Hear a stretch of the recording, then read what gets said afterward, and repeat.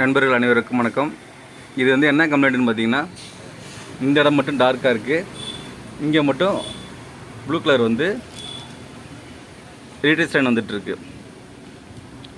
Menu பார்த்திங்கன்னா படம் ஃபுல்லாக வருது இல்லைங்களா, மெனு பிரச்சனை இல்லை. பேக்ரவுண்ட் மட்டும் பார்த்திங்கன்னா இந்த இடம் டார்க்காகவும் இந்த இடம் டார்க்காகவும் இருக்குது, இங்கே மட்டும் ப்ளூ கலரில் ரீட்ரேஸ் வருது. இப்போ நம்ம ஏவி வச்சா எப்படி இருக்குது அப்படின்னா, நார்மல், இது ஏவி, நார்மலில் ப்ளூ கலர் ரீட்ரேஸ் வருது, ஏவியில் படம் பார்த்திங்கன்னா ஃபுல்லாக வந்துடுது. ஸ்க்ரீனில் எந்த விதமான இதுவும் இல்லை, கரெக்ஷனும் இல்லை, கரெக்டாக இருக்குது. ஆனால் இந்த இடம் மட்டும் நமக்கு ரீட்ரேஸ் வந்துட்டுருக்கு. இது என்ன கம்ப்ளைண்ட்டாக இருக்கும்?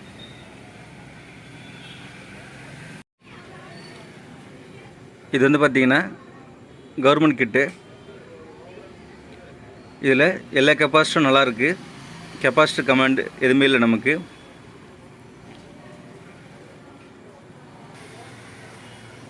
ட்ரை சால்ட்ரிங் எதுவுமே இல்லை, எல்லாத்தையுமே கம்ப்ளீட்டாக நம்ம செக் பண்ணியாச்சு. இப்போ நம்ம பேசிக்காக செக் பண்ணுற மாதிரி ஃபஸ்ட்டு எல்லா வோல்ட்டும் கரெக்டாக வருதா அப்படின்னு செக் பண்ணிக்கலாம். செக் பண்ணிவிட்டு அடுத்து என்ன பண்ணணும் அப்படின்னு பார்த்துக்கலாம். இந்த பவர் சப்ளையில் 4 அவுட்புட் இருக்கும்.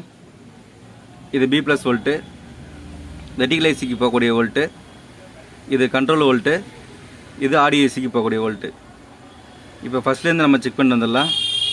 ஃபஸ்ட்டு B+ வோல்ட்டு கம்ப்ளைண்ட் வருதா அப்படின்னு செக் பண்ணிக்கலாம். மீட்ரு டிசியில் வச்சுருக்கேன். B+ வோல்ட்டு கரெக்டாக இருக்குது, ஃபஸ்ட்டு வோல்ட்டு, எந்த சேஞ்சஸுமே இல்லை. அடுத்தது வெர்டிகல் ஏசிக்கு போகக்கூடிய வோல்ட்டு கரெக்டாக இருக்கா அப்படின்னு செக் பண்ணிக்கலாம். இந்த டயோட் சிம்பிள் போட்டிருக்கு இல்லைங்களா, இதுதான் இதோடைய அவுட்டு. இந்த வோல்ட்டு பார்த்திங்கன்னா இதுவும் நமக்கு கரெக்டாக இருக்குது, இதுலேயும் எந்த கம்ப்ளைண்ட்டும் இல்லை. அடுத்தது கண்ட்ரோல் வோல்ட்,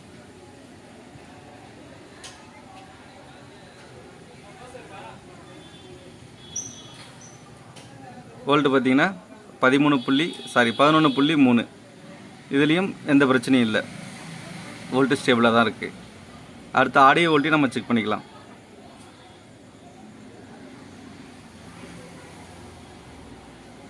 இது ஆடியோ வோல்ட்டுக்கான பாயிண்ட்டு 16.67 இருக்குது, இதுலேயும் எந்த கம்ப்ளைண்ட்டும் இல்லை. அடுத்து டியூனருக்கு போகக்கூடிய 5 வோல்ட் கரெக்டாக போகுதா அப்படின்னு பார்த்துக்கலாம். இந்த பாயிண்டில் செக் பண்ணாலே போதும் நமக்கு. 4.9 வோல்ட் நெக் போர்டுக்கு போகக்கூடிய வோல்ட்டு, இதில் ஏதாவது கம்ப்ளைண்ட் இருக்கா பார்த்தீங்க அப்படின்னா 9.3, இதுலேயும் எந்த கம்ப்ளைண்ட்டுமே இல்லை, இதுவும் கரெக்டாக இருக்குது. அடுத்தது மெமரிக்கு போகிற 5 வோல்ட், ப்ராசருக்கு போகிற 5 வோல்ட், ரெண்டும் ஒரே இடத்துல செக் பண்ணால் போதும், மெமரியில் பார்த்தாலே போதும். இந்த பாயிண்டில் வோல்ட்டு செக் பண்ணாலே போதும் நமக்கு. வோல்ட்டு பார்த்தோம் அப்படின்னா கரெக்டாக 5.1 வோல்ட்டு, இதுலேயும் கரெக்டாக இருக்குது. சரி, நெக் போர்டுக்கு போகிற 185 வோல்ட்டில் ஏதாவது பிரச்சனை இருக்குமா அப்படின்னு செக் பண்ணிக்கலாம். இந்த இடத்துல இந்த எல்ஓடியிலேருந்து அவுட் வரக்கூடிய இந்த டயோடு இருக்கு இல்லைங்களா, இந்த அவுட்டு தான் 185 வோல்ட்டு.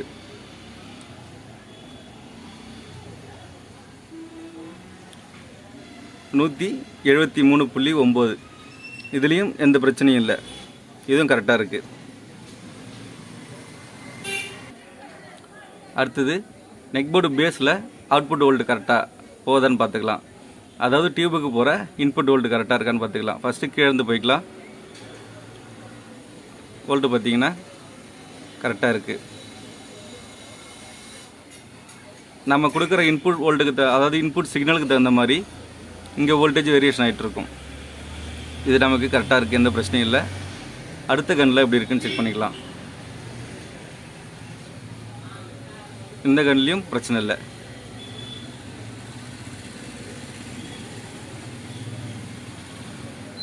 இந்த இடத்துலையும் வோல்ட் நமக்கு பிரச்சனை இல்லை, கரெக்டாக இருக்குது. சரி, ஸ்க்ரீன் வோல்ட்டில் ஏதாவது பிரச்சனை இருக்கா அப்படின்னு அதையும் செக் பண்ணிக்கலாம். நம்ம G2 சொல்லுவோம் இல்லைங்களா, ஸ்க்ரீன் வோல்ட்டு, அந்த இடத்துலையும் எதுவும் பிரச்சனை இல்லை, இதுவும் கரெக்டாக இருக்குது.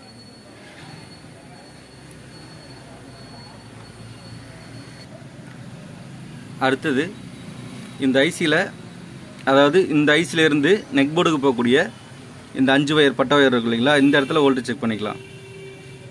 இந்த இடத்துல 9 வோல்ட் வரும். ஓகே, இது பிரச்சனை இல்லை. அடுத்த 3 வோல்ட்டையும் நம்ம அந்த 3 ஜீனர் போட்டிருக்கோம் இல்லைங்களா, இந்த 3 ஜீனரில் செக் பண்ணால் போதும். இந்த வோல்ட்டும் பிரச்சனை இல்லை, இந்த வோல்ட்டும் பிரச்சனை இல்லை, இந்த இடமும் பிரச்சனை இல்லை. நமக்கு இந்த சைடு ஏதாவது கம்ப்ளைண்ட் இருக்குது, இல்லை நெக் போர்டில் கம்ப்ளைண்ட் இருக்குது அப்படின்னா ரீட்ரேஸ் லைன் ஃபுல்லாக தான் வரும். நமக்கு பாதி மட்டும் பிட்டா சென்டரில் மட்டும் வருது அப்படின்னா என்ன கம்ப்ளைண்ட்டு. அதே மாதிரி பார்த்தீங்கன்னா இந்த கிட்டில் அடிக்கடி வர்ற ஃபால்ட்டு ஏபிஎல் ஃபால்ட் வரும். ஏபிஎல் ஃபால்ட் என்ன நடக்கும் அப்படின்னா, மெனு பளிச்சுன்னு இருக்கும், டிம் பிக்சர் இருக்கும். அதுமாரி சமயத்தில் இங்கே இருக்கக்கூடிய நான் போலார் கெப்பாசிட்டர், இங்கே 10K ரெண்டையும் மாற்றினா சரியாயிடும். அதுபோல் நம்ம வீடியோ கொடுத்தோம் அப்படின்னா வீடியோ வராது, டிவி ஆன் ஆகும், ப்ளூ பேக் வரும்.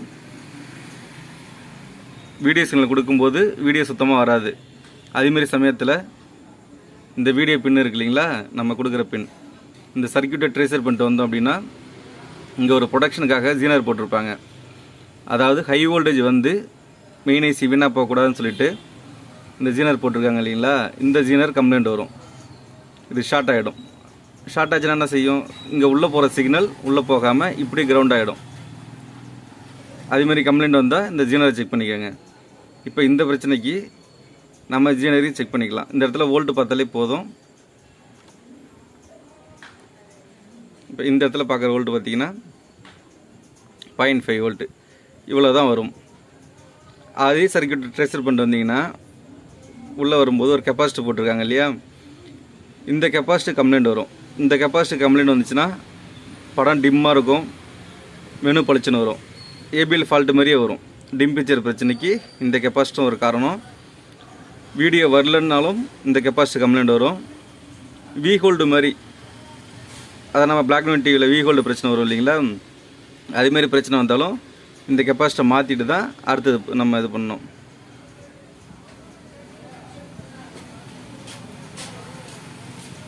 அதாவது இங்கேருந்து வர்ற வோல்ட்டு பார்த்திங்கன்னா சிக்னலில் கூட கலந்து வரும். 0.5 வோல்ட்டு. இந்தாண்ட செக் பண்ணோம் அப்படின்னா 2.7 வோல்ட்டு. இது கரெக்டான வோல்ட்டு. இந்த இடத்துல நமக்கு 4 வோல்ட்டு இல்லை 5 வோல்ட் அப்படியே வருதுன்னு சொன்னால் ப்ராசஸர் கம்ப்ளைண்ட்டு. அதே மாதிரி பார்த்திங்கன்னா ஏவியில் படம் வராது. இந்த இடம் வரைக்கும் நமக்கு கரெக்டாக இருக்கும். ஏவியில் படம் வரல அப்படின்னா இந்த இடத்த பார்த்துக்கோங்க. ஈஸியாக பார்த்திங்கன்னா இது 54, இது 55, இது 56. இந்த சர்க்யூட் ட்ரேசர் பண்ணிட்டு வந்தீங்கன்னா இங்கே ஒரு கெப்பாசிட்டி போட்டிருக்காங்க இல்லைங்களா, இதில் நான் கட் பண்ணிருக்க மாதிரி சர்க்யூட்டை கட் பண்ணிவிட்டு இங்கேருந்து ஒரு ஒயர் அடித்து எடுத்துகிட்டு போயிட்டு இந்த இடத்துல கொடுத்துடணும்.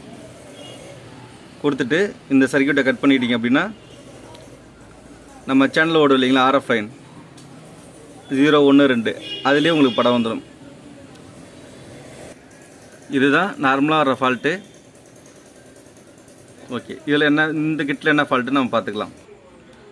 ஃபால்ட்டு பார்த்திங்கன்னா ரெடி ஆகிடுச்சு. இதில் என்ன ஃபால்ட் இருந்துச்சு அப்படின்னா, இப்போ பார்த்திங்கன்னா அது கிளியர் ஆகிடுச்சு இல்லையா. நம்ம ஒரு சிக்னல் கொடுத்து பார்க்கலாம். சிக்னல் பார்த்திங்கன்னா கொடுத்தாச்சு. இப்போ நமக்கு இங்கே வந்து இந்த பிரச்சனை வரல, இது நமக்கு கிளியராக இருக்குது. பார்த்தீங்கனாலே தெரியும் நமக்கு அந்த பிரச்சனை சரியாயிடுச்சு. இதில் என்ன ஃபால்ட்டுனா, மெமரியை கம்ப்ளைண்ட்டு. மெமரியை சேஞ்ச் பண்ணோடனே இந்த பிரச்சனை சரியாயிடுச்சு. ஏன் அதை சொல்கிறேன் அப்படின்னா, ஒரு சில கிரிட்டிக்கலான ஃபால்ட்டு மெமரி கம்ப்ளைண்ட்டும் வரும். கஷ்டமான ஃபால்ட்டெல்லாம் எப்பயும் ஈஸியாக தான் முடியும். இந்த வீடியோ பிடிச்சிருந்தா லைக் பண்ணுங்கள். இதுமாரி இன்ட்ரெஸ்டான வீடியோ தொடர்ந்து நம்ம பார்க்கலாம். நன்றி.